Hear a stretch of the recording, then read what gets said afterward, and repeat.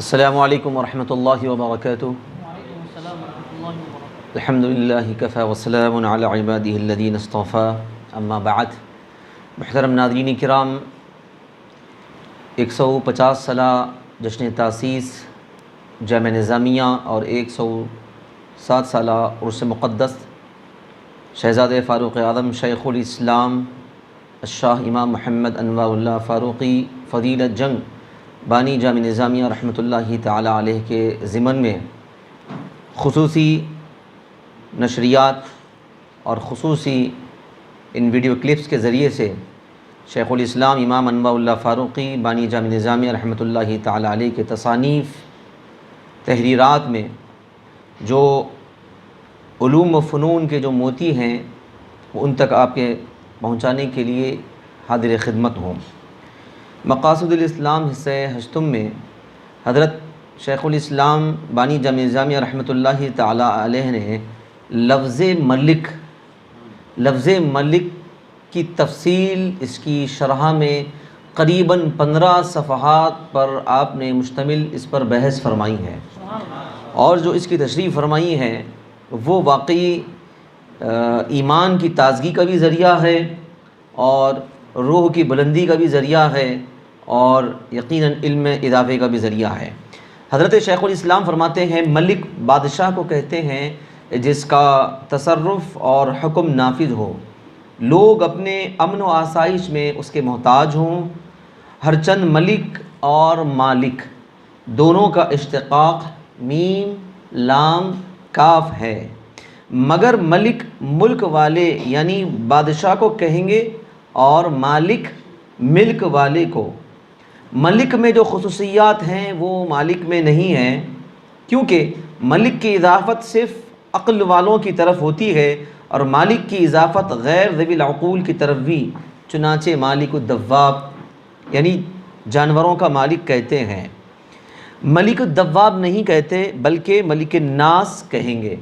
شیخ الاسلام بانی جامعہ نظامیہ رحمۃ اللہ تعالیٰ نے لفظ ملک یعنی بادشاہ کا ایک ذکر فرما کر آپ نے نفس ناطقہ کی سلطنت کی طرف جو آپ نے اس کی تشریح فرمائی ہے، جو اکثر آپ سنتے ہیں علماء کے بیانات میں کہ خدا کی جو قدرت کی نشانیاں ہیں، انسان اگر اپنے اطراف و اکناف دیکھیں، بلکہ اگر خود انسان اپنے آپ میں اگر خدا کی قدرت کی نشانیوں کو دیکھنا چاہے تو خود انسان کے اندر خدا کی قدرت کی کئی نشانیاں موجود ہیں۔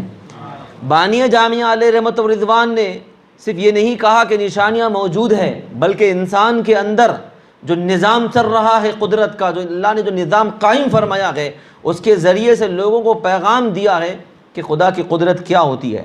شیخ الاسلام رحمۃ اللہ تعالی فرماتے ہیں کہ نفس ناطقہ کی سلطنت، یہ آپ نے ایک سرخی بنائی ہے، اس کے تحت آپ نے ارشاد فرمایا حق تعالیٰ کو منظور تھا کہ اس صفت کا اظہار فرمائیں، اس لیے تمدن کی بنیاد ڈالی گئی جس سے ہر ملک کے لیے ایک بادشاہ کی ضرورت ہوئی، چونکہ ہر فرد بشر میں بھی ایک مستقل سلطنت قائم ہے۔ توجہ فرمائیے کہ ہر فرد بشر میں بھی اس کے اندر ایک مستقل سلطنت قائم ہے، اس لیے اس سلطنت کا بھی ایک بادشاہ مقرر فرمایا جس کا نام نفس ناطقہ ہے۔ نفس ناطقہ، اس سلطنت کے بادشاہ کا نام نفس ناطقہ ہے، اور اس کے 2 وزیر مقرر کیے، ایک وزیر خارجیہ، دوسرا وزیر داخلیہ۔ وزیر خارجیہ عقل ہے جس کا مقام اجلاس دماغ ہے، سبحان اللہ۔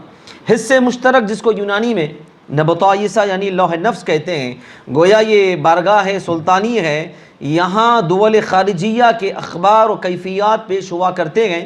دول خارجیہ سے مراد دوسرے اشخاص و اشیاء ہیں، کیونکہ ہر فرد انسان وغیرہ میں ایک خاص سلطنت ہے، ایک خاص سلطنت جس کا حال بیان کیا جاتا ہے۔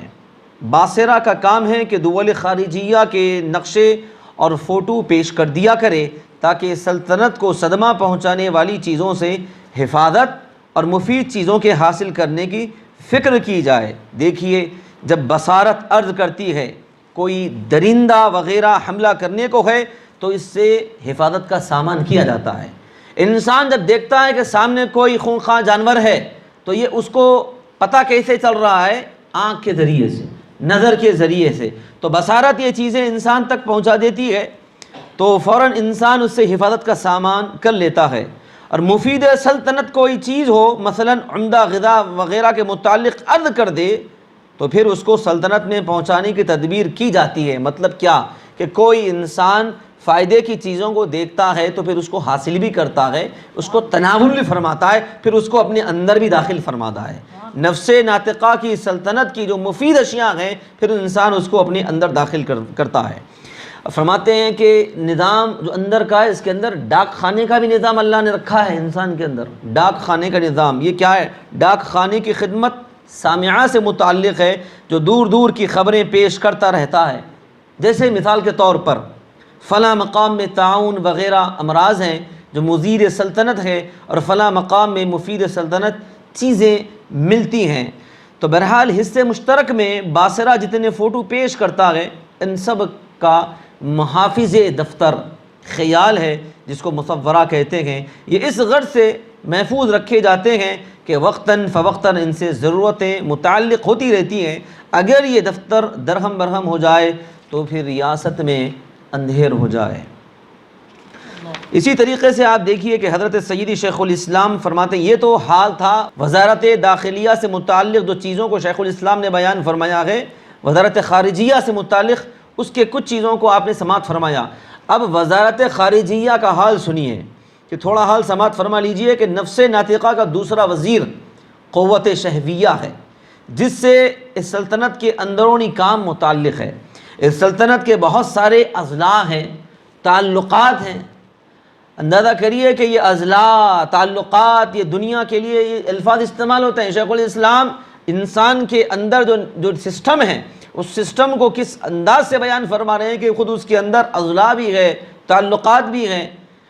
مثلا دیکھیے، جگر ہے، دل، دماغ، گوشت، پوست، اس کے اعضاء، گردے، ہڈی، جھلیاں وغیرہ، ہر ایک کی طبیعت خاص قسم کی ہے، اور وہاں کا وہی مقامی افسر تعلق دار ہے۔ کسی ضلع میں کوئی مخالفت پیدا ہو جائے تو وہاں سے اس کو دفع کر دیتا ہے۔ مثلا معدے میں کوئی ایسی چیز آ جائے، معدے میں اگر کوئی ایسی چیز آ جائے جو نقصان دہ ہو، مضر ہو، تو مقامی افسر یعنی طبیعت فوراً قے یا اسہال کے ذریعے سے اس کو نکال دیتی ہے۔ صیغہ کوتوالی بھی اسی سے متعلق ہے، اور جس چیز کی ضرورت ہوتی ہے وہ شہوت یعنی خواہش کے روبرو پیش کرتی ہے۔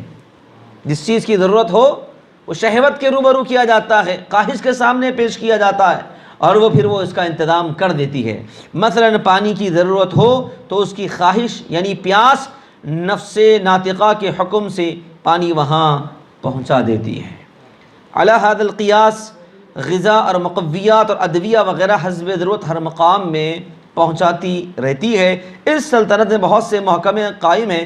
میں اس کی تفصیل شیخ الاسلام نے لکھا، میں صرف ان محکموں کے نام دے رہا ہوں چونکہ وقت اتنا زیادہ نہیں ہے۔ جیسے شیخ الاسلام نے لکھا کہ انسان کے اندرونی نظام کے اندر جو محکمے قائم ہیں، جیسے محکمہ تفتیش ہے۔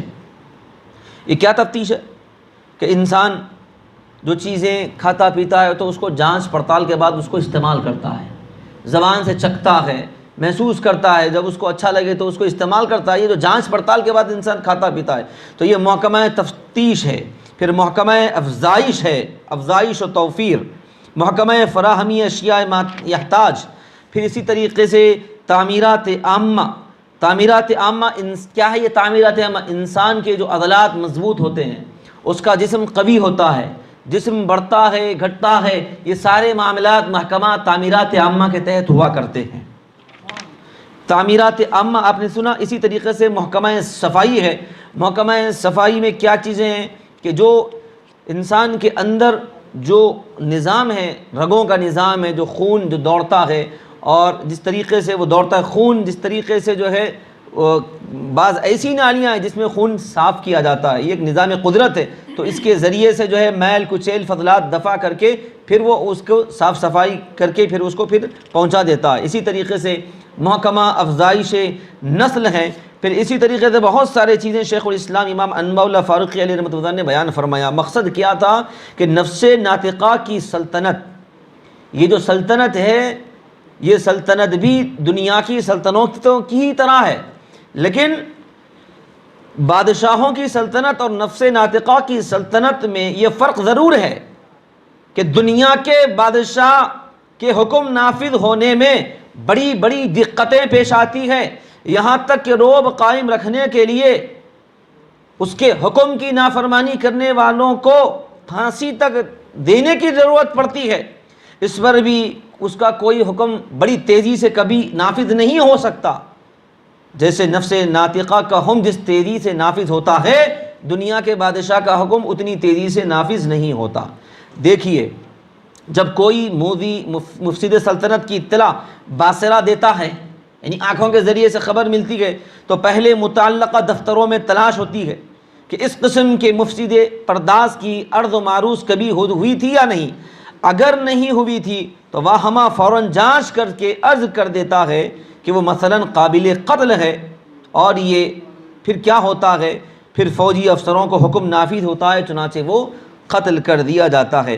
تو مثال ابھی دیکھیے، اور اگر اس کی اور آسانی سے مثال دیکھیں تو فرماتا ہے شیخ الاسلام، دیکھیے کہ نفس ناطقہ کی سلطنت کے حکم کتنی تیزی سے نافذ ہوتے ہیں کہ ادھر بچھو دکھائی پڑتا ہے، فوراً نفس ناطقہ حکم دے دیتا ہے، اور جیسے ہی بچھو نظر آیا انسان کو احساس ہوتا ہے کہ یہ جان کے لیے نقصان دہ ہے، فوراً اس کو انسان کیا کرتا ہے، مار دیتا ہے، ختم کر دیتا۔ ادھر بچھو دکھائی پڑا، ادھر اس پر جوتا پڑا۔